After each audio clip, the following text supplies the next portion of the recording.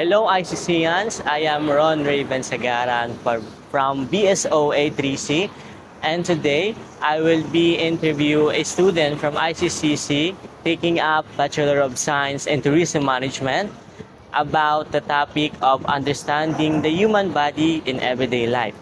So, in this interview, we will talk about why the body needs energy in every day and how food, sleep, and exercise affect our health and how certain traits are inherited from our parents and why protecting our body, especially our skin, is important. So, as college students, understanding these ideas can help us improve our lifestyle and prepare for our future careers. So today I am with Eliza Ladrillo from BSTM department, and I will interview her about how he understands.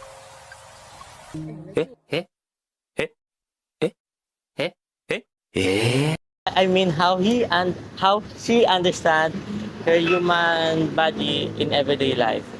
So Eliza, why do you think the body need energy in everyday life? So for me, as a BSTM student, so we need energy to guide bala sa mga tourist kung mayroon kami or guest na i-guide bala kay sometimes if you are lack of energy makita nila nga do tired ka bala do balaan nila nga dulak kagid energy nga mag-atubang sila, so you need energy gid nga mag-entertain sa imo guest and sa tourist nga imo ginatubang. Thank you. So indeed gid nga kailangan naton energy sa mga tourists kay ang BSTM abi may gina-communicate ka pa, may gina-guide ka pa sa mga tourists. So ang second question naton, how do food, sleep, or exercise affect your energy level? So for me sa food, syempre advisable sa doktor nga we must eat 3 times a day. If you skip meal, syempre do ang maluya ka, ang wala ka energy to move bala kag do makapoy ka dali ka makapoy if you have eaten if you not eaten enough sa muna nga day. And sa sleep naman, if you don't have enough sleep, syempre sometimes kung may mga activities out of focus ka, sometimes dulutang ka bala kumbaga. Kag sa naman sa may exercise naman, I don't have exercise activities, but syempre dire sa ICCC ang stairs ma-use mo as exercise, and also biskan mag-walk ka it's man nga ga-exercise ka. Thank you. So, ang third natong question, so what kinds of food do you think are important for staying healthy? So for me, syempre usual is vegetable. So for me muna siya ang important for staying healthy, but sa akon guro ang pag-avoid mas more cholesterol nga mga food, mga junk foods muna, kay I know nga mga muna nga food is unhealthy kag hindi gid mayo sa aton nga lawas. Yes, sakto gid kay ang mga baboy na ang mga munang mga cholesterol ga-affect kini sa ato nga body. Sakto gid. So, ang ato nga fourth question, how can an unhealthy lifestyle affect the body in the long term?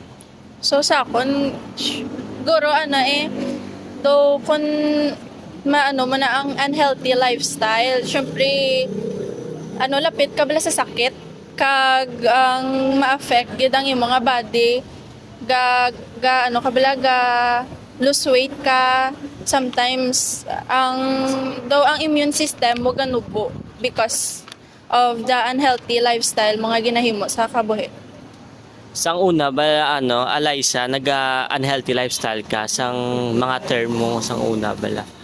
Yes, sometimes syempre we can't avoid nga maging unhealthy gakaon man ko sang junk foods, hindi mayo baboy, manok, mana.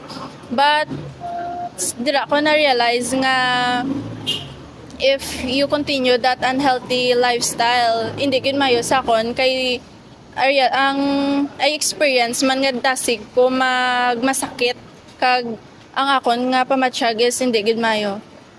Sakto, gid. So, ang fifth question naton, how can family health history influence a person's well-being? So, family health history, like for example, may mga history sila nga like mga cancer or any nga mga ang hindi mayo nga health bala, syempre maka-affect na sa akon man or For example, maka-influence man sa akon as a person kay syempre maka-affect gid bala sa everyday life ko nga dapat ma-limit ko sang akon nga kanon bala nga para hindi ma-avoid ko ang ilang mga health nga mga history nga ginabatsyag. so Eliza, ano ang mga health history? Ang do for example, high blood, diabetes, ano pagit mo do sa inyo nga sa inyo history sang family. So most common gid is high blood kay syempre si Lola Miara manasa nga high blood. So ko gid nga hindi ko bala magkaon sang magka-cause sang high blood para ma-prevent ko na in the future. Sakto, good. So, for our sixth question, how is taking care of your body helpful in your future career? How is taking care of your body helpful in your future career? Nga ang sa aton ang body, pag taking care sa atong body, aga pa help ni sa atong future career. For example, Okay. For example, mas ka stewardess ka. For me, ang taking care of my body is very essential gid as a BM student kay dapat maintain mo ang imo nga posture, imo nga facial, ang imo bala ang feature mo. Then nga hindi bala sang iban bala nga tawo nga ay BSTM ka tapos do haggard ka because of your unhealthy nga lifestyle muna. Sakto. So for our seventh question, what simple habits help keep the skin and body healthy? For me, syempre subong guro man sa mga skincare muna. But sa food guro is most common that is ang mga tomato, avocado, mga nami na siya sa skin nga mabala ma-maintain mo ang glowing skin nga ginatawag nila. Yes. For our last question, Eliza, what health advice would you share with other students?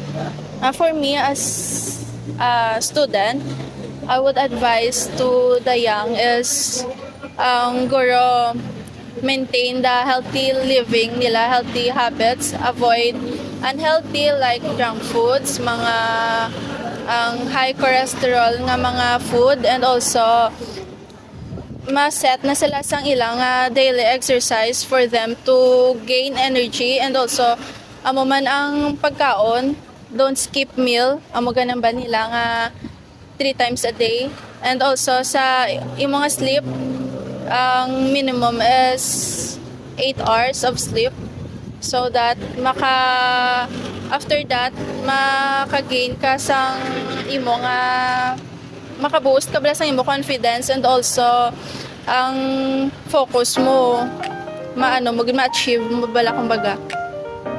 So that's it, Eliza. Thank you so much. Thank you.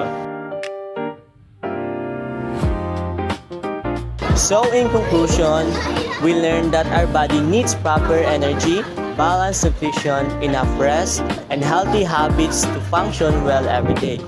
We also understood that heredity can influence our traits and health condition, which makes it important to be aware of our family health history. And most importantly, taking care of our body allows us to stay focused, active, and productive as students. So good health is an investment our future success. So we hope this interview encourage everyone to value their health and practice simple health habits every day. That's all. Thank you very much. What new idea did you learn from your interviewee? We learned that finding and interviewing someone from another department is really fun.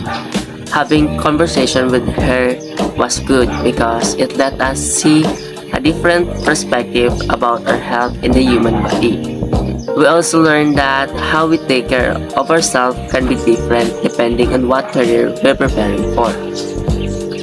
For the second question is, how did this activity help you understand the importance of health? We learned that health is very important and we should not take it for granted or abuse our body. And simple things like eating vegetables, getting enough sleep, and taking care of our skin make a big difference. It's also important because good health affects how well we can stay, work, and enjoy our daily lives. And for the last question is, how can you apply this learning in your daily life or future job? Well, we will apply this by choosing healthy foods instead of junk foods, not pushing my body too hard, and making time to rest. In our future BSOA job, staying healthy will help us focus, manage tasks well, and interact better with our colleagues and clients.